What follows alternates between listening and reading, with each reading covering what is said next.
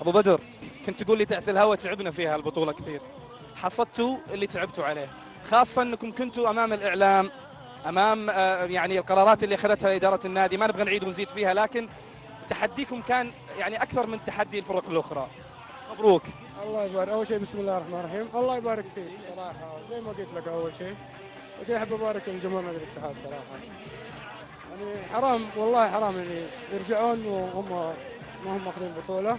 ثاني شيء احب ابارك للوالد والوالده، لزوجتي البدر وفاطمه بنتي، لكل محب لاسامه وكل محب لنادي الاتحاد صراحه.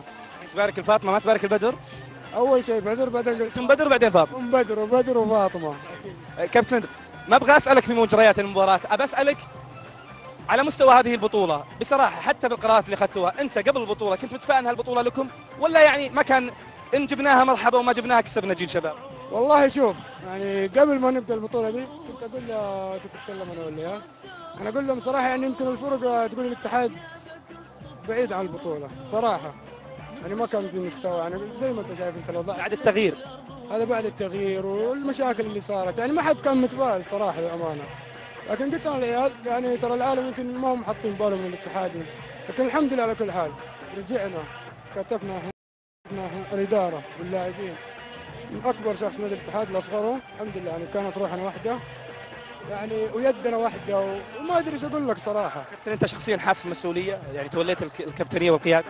والله اكيد صراحه الكابتنيه دي صراحه شيء تعب والله العظيم، لكن الله يعيننا. بدر هالمره في يعني فيها عصفورين بحجر، في اسيويه. الحمد لله على كل حال، يعني الاتحاد ما هي غريبه على الاسيويه، الحمد لله قدرنا نحقق كاس الملك ونتاهل الاسيويه والحمد لله على كل حال. اخر سؤال وان شاء الله ما يزعلون من جمهور الاتحاد، اتذكرك مع زميلي رياض لما سالك عن قضيتك قلت له اخر الموسم حتكلم عنها. انت الان يعني مشجع الاتحاد يتمنى تصير فرحتين يعني وتعلن عن حاجه او اللي يدور في خاطرك انت. حقول لك شيء، يعني الايام اللي فاتت يعني صار كلام كثير على اسامه انتقال وحاجات كثيره صراحه. انا بقول لك شيء، انا حكون في نادي الاتحاد، اذا الاتحاد ما يبغاني انا حكون خارج. الاولويه الاتحاد. اكيد الاولويه نادي الاتحاد، صدقني بقول لك شيء، لو عشت في نادي الاتحاد صراحه يعني ما ادري ايش اقول لك صراحه، يعني لو عشت في نادي الاتحاد بالذات نادي الاتحاد يعني حتقدر تديه كل اللي عندك صراحه، ويستاهلون بالذات الجمهور الغالي ذا اللي عليهم.